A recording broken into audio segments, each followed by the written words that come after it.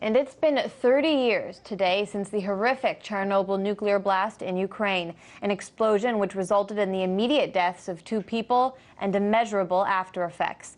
RT's Ilya Petrenko walks us through a timeline of the tragic event. You've all heard of Chernobyl. It's now a global synonym for nuclear disaster. You'd have thought the blasts would have leveled the plant. But the final reactor was actually only shut down 15 years after the accident. The radiation spread way farther than the imposed 30-kilometer exclusion zone, all across Europe, in fact, with radioactive rain in Ireland.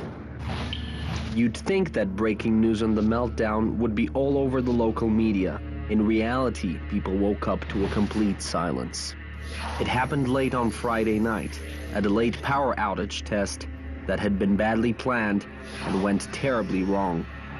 To simplify the physics a little, they extracted the rods that were meant to keep the nuclear reaction under control, but they failed to drop them back on time, and with the emergency systems turned off, disaster struck. A fire pillar burst into the night sky, with concrete and steel structures rocketing out of it. "Why is it banging so much?" screamed the security guard with his heart thumping, feeling as if his skin was drying out, and that he'd lost 10 kilos in an instant. Akimov, the shift supervisor, to his last breath insisted, "Everything I did was right. I can't grasp why it happened." Fire crews that rushed to the site were not warned that they'd be exposed to radiation toxicity dozens of times worse than at Hiroshima. The agonizing deaths came later. Residents in Pripyat, the town nearest the power plant, went on with their weekend routines until lunchtime the following day. No one had been given even the most basic radiation safety tips, when what they really needed was to get out of there, and fast. The people living within a 30-kilometer radius of Chernobyl were moved out only in the days that followed. Their homes are now the exclusion zone. Ilya Petrenko, RT. To talk more about where we are with nuclear energy 30 years on from Chernobyl, more recent disasters as well as potential future ones, we have RT's Alexey Yaroshevsky for us in D.C. and Alex Mihailvich in Toronto. Alexey, before we move on from Chernobyl, you actually did a documentary on that blast, correct? Well, it's actually 4 documentaries over 8 years and about 30 different news reports. I've been to the zone a lot of times, and you know, I have to say that the zone is always different every time you come there. Sometimes it gives you a feeling of complete hopelessness and desolation, but sometimes it gives you the feeling of actually that there is hope and that there is life which can prevail over death, especially when we met the people who, at the collapse of the Soviet Union, moved back to Chernobyl, defying laws, risking their lives, and they came back there. I first questioned myself, why did they decide to return? But then I understood it was their home in the first place. And secondly, the town of Pripyat and the whole Chernobyl exclusion zone used to be not just any place. It used to be like a communist paradise. Life there was much better than in most other parts of the Soviet Union. Now, based on my latest documentary, which I filmed 5 years ago, which is airing on RT International the whole day today, I compiled a little report, atmospheric, and the voices you will hear there are those of Chernobyl survivors.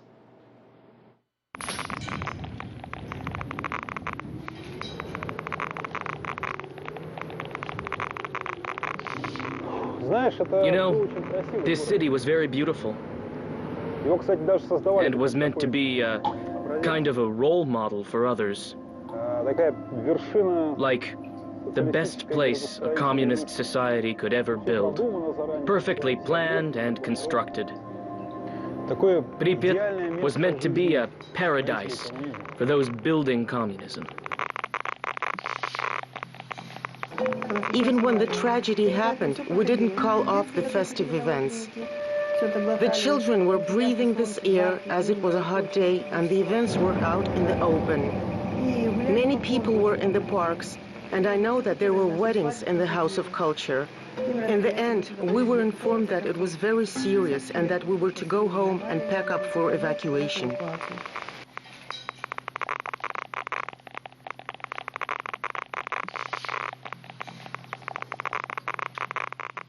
After the second lesson, teachers were called for a meeting and left us to ourselves. At that time, we heard that something bad had happened at the reactor. But we could not imagine how serious it was. We thought that a fire was nothing to be afraid of. At school, we were taught that atomic energy was the safest in the world.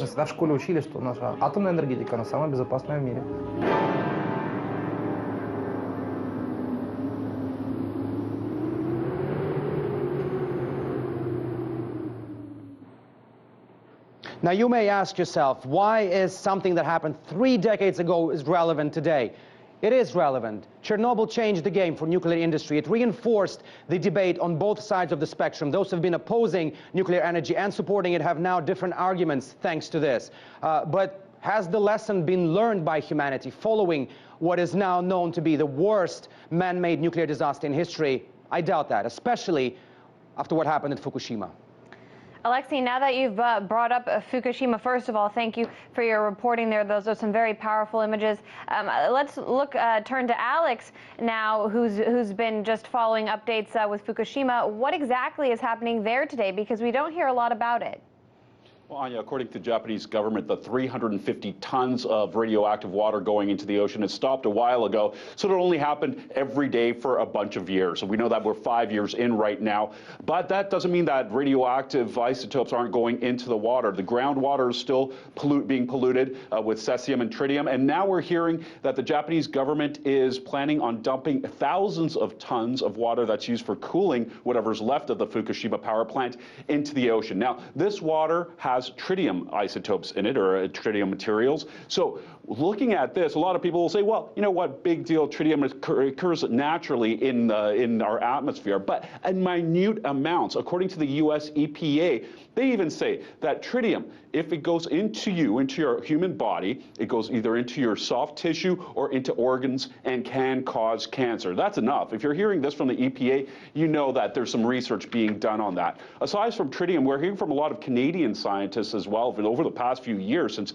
this disaster happened. They're just talking about the way that this the isotopes or the radiation has spread all the way to the west coast of North America. We have doctors and scientists here that refuse to eat fish from the Pacific Ocean, saying that it is dangerous.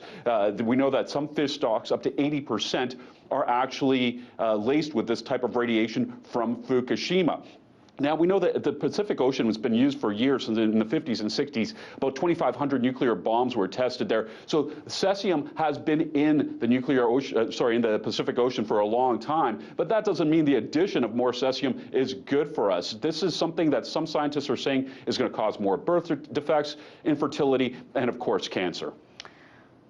Goodness, it's so tragic to hear about, you know, these explosions happening and then still feeling the effects so many years later. Alexey, here in the United States, we have several nuclear power plants. Haven't done anything major yet, but scientists routinely warn they pose a major threat. Can you tell us more about those? Anya, there are 99 commercial nuclear reactors in the States, but 3 of them are actually very, very worrisome. Let me take you through some of them. Indian Point Nuclear Power Station, north of New York City, we reported on it. In February 2016, tritium-contaminated water leaked into the groundwater at the facility. We were told at the station that everything is fine, there's nothing to worry about, but this, the station had other 14 incidents since 1973. Just to give you a comparison, Chernobyl accident, before the accident, the reactor had only 1 minor incident. The next station on our list is Turkey Point in Florida, the station which had also a number of incidents, as you can see, from 74 to 2008. And in March this year, contaminated water from the station leaked into Biscayne Bay, and some reports suggested that the levels of radiation in the water were 215 times higher than the normal human radiation level. And last on our list is the Diablo Canyon Nuclear Station in California. In 2011, it was miraculously discovered by the station's workers that the station has been working without emergency water pumps for as much as 18 months. Again, it was discovered by a pure miracle. It's also not to mention that this station is situated at a geologically unstable area, just like Fukushima. So, you know, mentioning Chernobyl to the faces of people who represent nuclear power stations, you immediately get slammed for making such comparisons. But then again, if you look at the number of incidents, it is something that should raise concerns in the country. We're unfortunately out of time. I had one more question for you, Alex. I'll let viewers ponder it. Have we learned the lessons of Chernobyl, Fukushima, and then the numbers that you've outlined there, Alexey? Something for us all to consider. RT correspondent Alexey Yaroshevsky and Alex Mihailvich, thank you both.